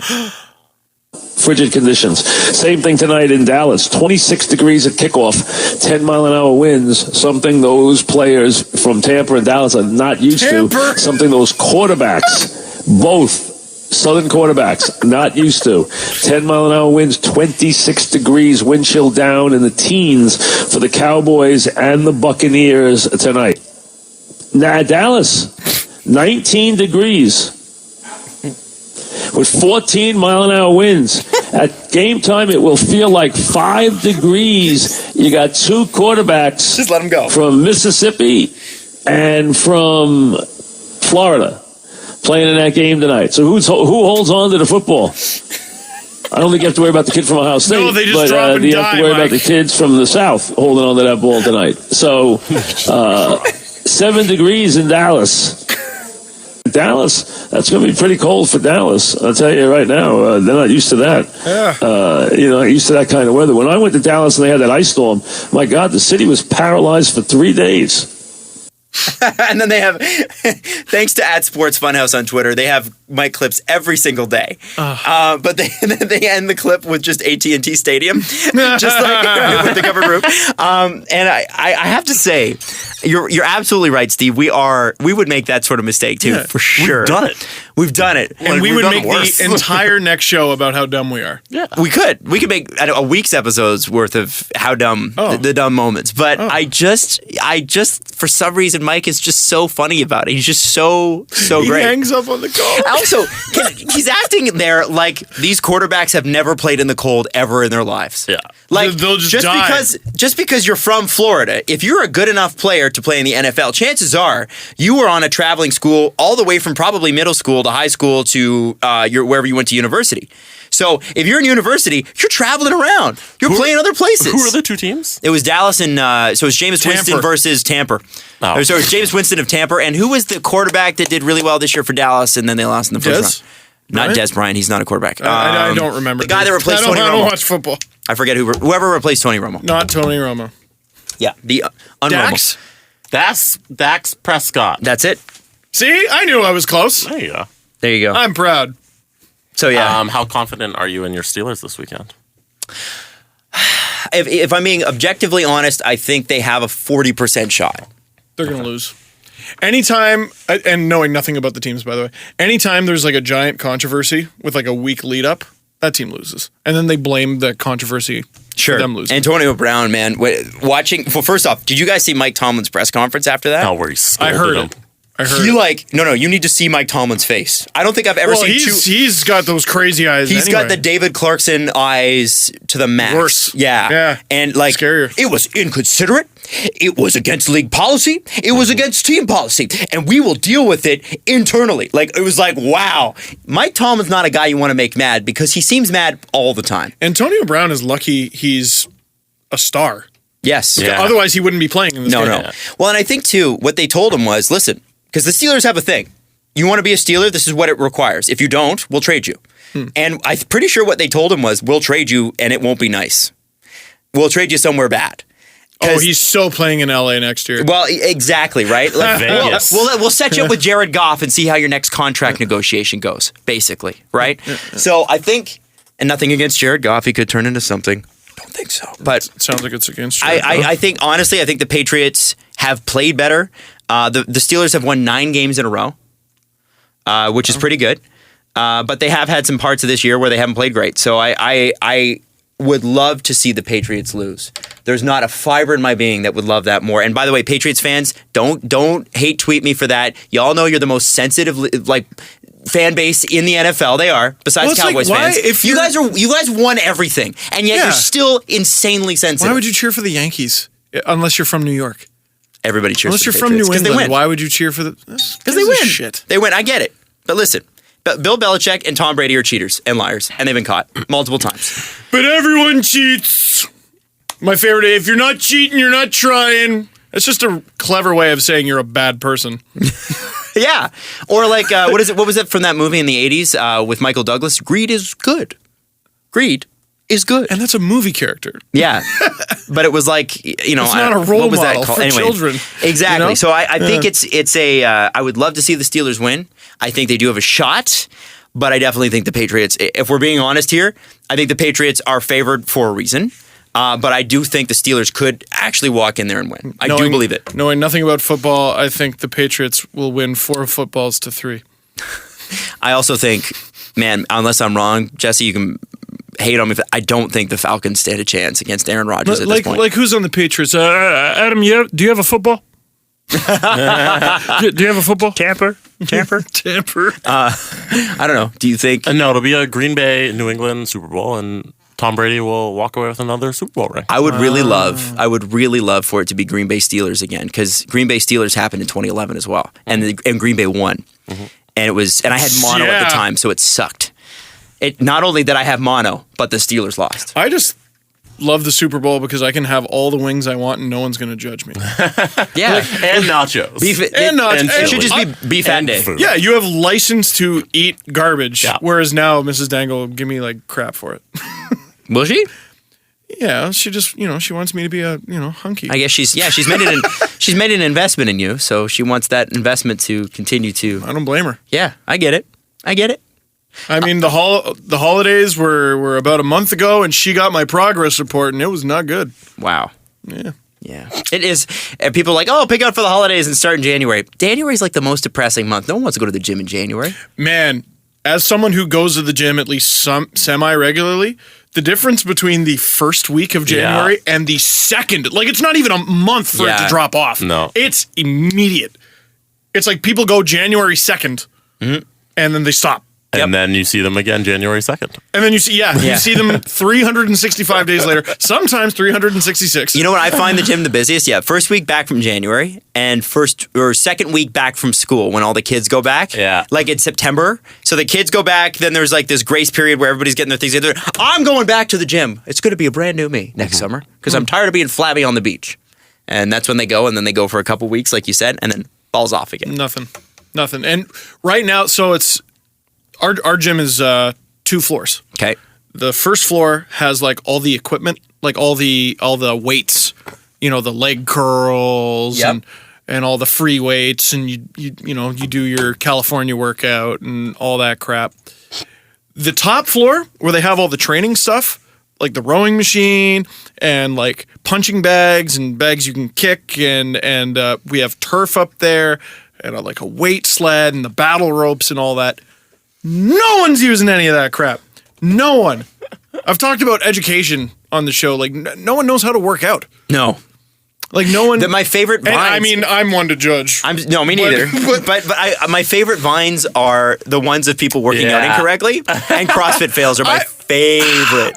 I feel bad for those folks because they don't know they're when getting the person's recorded. at the freaking at the tricep machine and they're like jumping and oh my god, and they see this, and that's what happens. No one's taught them, so they walk up to this machine and I go, I think, and then they just give it a shot. God, if anybody listening to us works at one of like a Globo gym, you know what I mean? Like Planet Fitness. I would love to. Globo Gym is actually from. That's why I use that, because it's not a real gym. Yeah, I was about to say, is that from Dodgeball? Is that from Dodgeball? I think it's from but Dodgeball. if you work at one of those, I'm sure you have the best stories. If you could send us some of those stories, I would love to read them. That's why my back is messed up, man. I was 13 years old. I started going to the gym by myself. Didn't ask anyone to show me how to do anything. And I just worked out. Didn't do any stretches. And I've mangled my back. That was 15 years ago. We have semi-breaking news. The Florida Panthers say that Huberdeau and Barkov could miss the rest of the year. Whoa. Oh, they're toast. You're done. Whoa. So take the Panthers out of the playoff race. Has Barkov even... Was it Huberdeau that got injured before the first game? Yes. Yeah, So Huberdeau he hasn't hasn't played a played a game? game yet. Wow. And then Barkov was out since December 28th. What happened to versus the Huberdeau? Leafs. That was the, Yeah, that was that Barkov game. got hurt Yeah. versus the Leafs. I think he blocked a shot. I don't I don't the remember. exact thing. Wow. They're toast. You're done. Oh, that sucks. Yeah, you know who that Huberdeau's- sucks for? Tom Rowe. Yeah. Buddy, you're so boned. Oh, no. And they just got rid of Seth Griffith, too. They that's, did? That's a bit weird. Well, got rid of. They put him on waivers. Maybe someone will scoop him up. I don't know. Wow, they're toast. How do you come back from that? I don't know. That's their top two centers, isn't it? Well, their center and their left wing. Is one of them... Oh, is Huberdeau a winger? Yeah, Huberdeau's a winger. Oh, I remember him from junior. I thought he was a center. Maybe I'm wrong there, too. Maybe I'll double check. Put it this way, that's like 2/3 of... Or at least 1/3 of your top six. We'll put it Holy that way. smokes. Yeah, left wing. Huberdeau's Ew. left wing. Yeah, Oh, that's your bad. 2/3 of your top line. That's really bad. Yeah, they're toast. Yeah. They're toast. I mean, they might hang on for a little bit, but... Kevin Shattenkirk, 2 years. I'm just... Good for the league. Press conference. The presser. I don't even care if I get hate tweets about that. The I think I'll get, amazing? you know what I get angry tweets from? Oiler fans who think that Shattenkirk Puljujarvi deal is a bad idea. I think that's what I'm going to get. I think that's going to be the... I mean, it's one thing if you don't think it's equal value. Like, it's another... Like But people don't make it like that. It's Adam like... is not totally off on this one. I think he might be a little off, but he's not totally off. There's something there. Most people, though, when they don't like what you say, it's a personal attack. It's like, your mother is a bad person and I don't like your idea for that trade. She obviously raised you like shit. Yeah. Shit for brains. You can't eat with a knife and fork. Also, Kevin Shattenkirk and Jesse Puljujarvi is not a fair trade. Orange Joe 24 writes, quick pitch. Instead of 3-on-3 and the shootout, how about multi-puck mode with 3 pucks? It's multi-puck time. So you do Every 3 30 face-offs. seconds, they release a new puck. And it pops up from the center of the ice like freaking air hockey. I think that's a great idea. And it should glow like the old Fox pucks did. There you go. Yeah, oh, and they're all different colors? Yeah. Oh, James Van Riemsdyk has the purple puck, but in comes Erik Karlsson with the green puck. Who will make it first? They both score, but who went in first? And then we need video review to see who scored first. And then everyone we hates need to it. rank colors. Then we need to rank colors of which color means the most. So, if a red puck scores and a blue puck scores and the red puck is worth more. That one's worth like 4 goals, and that's 2 a goals. siren So, yeah. goes off. Oh, Marner's got the Uber puck. The Leafs win by 3 goals in overtime. Yeah, and by the way, the pucks all have to be German names. German and Austrian names. The Uber puck. Uber Sprechen. The Schadenpuck. I'm just trying to think of German words. I know. The Gesundpuck. All right, go. Cremania asks, if the Leafs and the Blue Jackets meet in the playoffs, does the CWHL have to relinquish the naming rights to the Clarkson Cup? That's a good question. Questions have stopped being questions and just like funny things people can come up with. Here's a funny thought.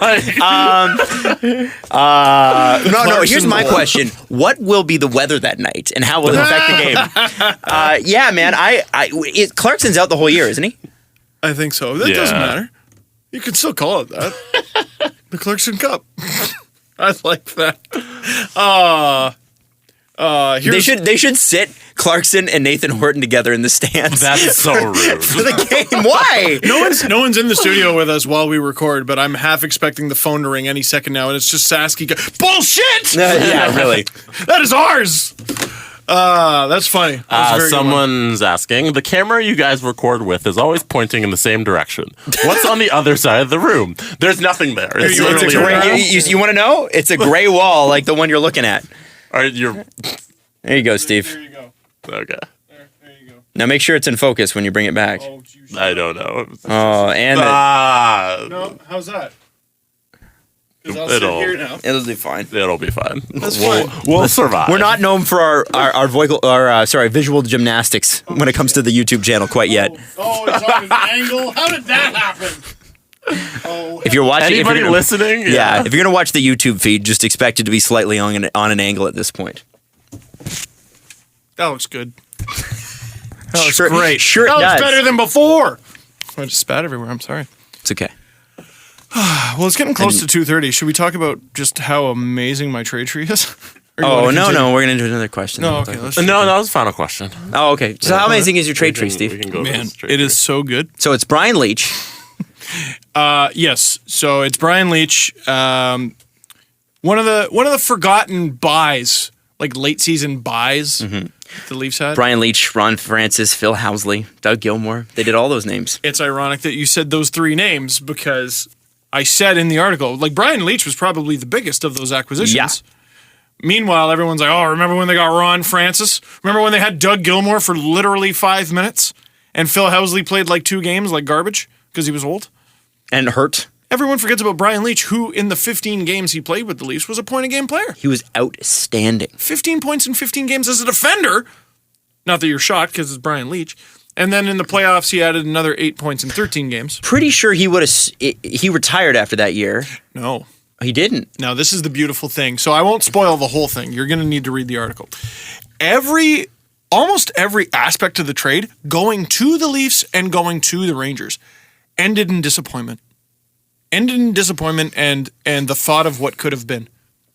So here's the thing, Adam. The Leafs get Brian Leetch and a fourth in exchange for a forward prospect, a defensive prospect, a first-round pick, and a second-round pick. Wow. A king's ransom. Wow. King's ransom. Forward prospect doesn't pan out. Defensive prospect doesn't pan out, and they trade him.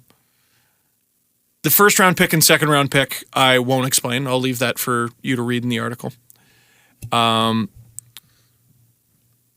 But that's okay because Brian Leetch is not a rental. He's got an extra year. Brian Leetch has an extra year. He is signed through the 2004-2005 season. Here's the problem. There was no 2004-2005 season because of the stupid MF bleeping lockout. Did you have NHL 2005? Because I did. I did not. I had 2006, which to this day I think might be one of the best. I thought 2005 was pretty good too. One of the Sedins is on the front, or both. Daniel. Okay, so Daniel's on the front, and Jeez, the Leafs good, in that Jesse. in Wow, that game, that was lightning. the Leafs are loaded. They're unbelievable. Ron Francis, Brian Leetch, and there's obviously McCabe was at the top of his game. You had Sundin still, Caberlet. That's a great team, and they're Belfour one of the and highest rated teams in that game. Yeah, and it's not like fully crustified Ed Belfour. It's like still got a little bit Ed Belfour. Now, so Leetch had a year left. Now, here's what I looked at, because basically, and you'll realize this if you read it, in the end, the Leafs gave up nothing. Well, sorry, the Rangers got nothing out of what the Leafs gave them. That doesn't mean the Leafs gave up nothing. They gave up 2 prospects, a first and a second. That's a lot. So 4 prospects. Yeah. That's a lot. Now, the first round pick was a first in 2004. Now, here's what I always try to figure out when the Leafs trade a first or a second. One of the top 2 rounds, I try to go, here's who the Leafs could have drafted. Now, what you can say in almost every trade tree I've written is, okay, so like when they drafted Carl Pelash in the second round, I tried to defend it. And they missed out on Mike Camilleri. Well, the Leafs were never going to draft Mike Camilleri. They wanted a defenseman. So This is why you don't draft for position. You draft for the best player available and worry about position later. But because we know that they're doing that, we can confidently say, like the Leafs' first 4 picks that year were defensemen. So we can confidently say they were drafting defense. Camilleri was never going to get picked. So did they miss out on Camilleri? Yeah, I guess. But they were never going to draft him anyway. 2004 is very different. 2004, the Leafs give up their first-round pick, 24th overall. And the Leafs need a goalie. And we can tell this because there's evidence in their draft behavior. Ed Belfour is super old, In 2004, the Leafs' first pick was 90th overall in the third round. You know who they picked? Justin Pogge. The next year, in 2005, the Leafs did have their first round pick. Tuukka. 21st overall, they picked, or something like that. They picked Tuukka Rask. So the Leafs needed a goalie. They needed a goalie. So it is reasonable to believe that in 2004, if the Leafs had their first pick, they would have picked a goalie. The Leafs give up the 24th overall pick to the Rangers. Rangers flip it to Calgary. Calgary drafts this guy named Chris Chucko. Great name. 2 picks after that, 26th overall, the Vancouver Canucks select Corey Schneider. Ooh. And the Leafs needed a goalie bad. Now, here's part of the reason why I think they felt comfortable giving up that first and why they might not have drafted Corey Schneider in the first place. Or if they had drafted Corey Schneider, they would have traded him instead of Tuukka Rask. So it would have been the Schneider for Raycroft trade. When the Leafs made the Rask for Raycroft trade, Schneider still had a year left at Boston College. They wanted help now. So it's just an interesting little look at how, like, just the ripple effects. These trade trees are like one of my favorite things that I do because I find out ridiculous crap all the time. You're going to want to read this one because there's a couple articles linked to it that are definitely worth your time as well. When is it up? It's up. Oh. It's up. It got published right before the show. Fun fact. Marcus Naslin was on the cover of Marcus NHL Naslin. 2005. Marky Naslin. Not Daniel Sedin. You fail. I thought he was failed. on 2006. Nope. No, that was Vinny LeCavalier, I think. Vincent LeCavalier, NHL 06. I just want to let you guys know, too, I just got a tweet from Chris O'Hara. What were you wrong about? Nothing. I retweeted something that he was wrong about. I retweeted something that said, and I'm going to read this out to you because I think the stat's amazing. And it's even more amazing now that he's brought it up. That's good that he did it publicly. He said, hey, fun fact, not since January 7th have all 3 of Matthews, Marner, and Nylander have been held pointless. Matthews has 26/42. I don't know. 26 goals, 42 points. 42 points. Marner, 21-42. Nylander, 24-42. No, that can't be it. No, that's wrong. Here's the thing. First part of the thing. Yeah, that's irrelevant to the... Irrelevant. Let's leave the second tweet. I don't know if he's... I don't know what he means by the slashes. Whatever. It doesn't matter. It might be 42 games. Irrelevant. Oh, no, it is. Irrelevant. It is. I think it's 42 games. Okay. But Chris tweeted this. He's like, yeah, not since January 7th. Oops. And then he tweeted me later. Oops, you retweeted that. Sorry, what I meant was December 7th. Oh. So Leafs, that's pretty amazing that those 3 really guys... Cool. I one time said something on Twitter that I repeated something that I had heard on the radio, and it ended up being super duper wrong. And I started making all these assumptions based on the wrong information I was given. I've never been there. I don't know what that's like. So I got So I got jumped on hard. I got flamed by like legitimate writers too. Oh, wow. The person who was wrong on the radio DM'd me. I won't say who it was, but the person who was wrong on the radio DM'd me, and they're like, "Oh, yeah, sorry about that. I was wrong." Oh.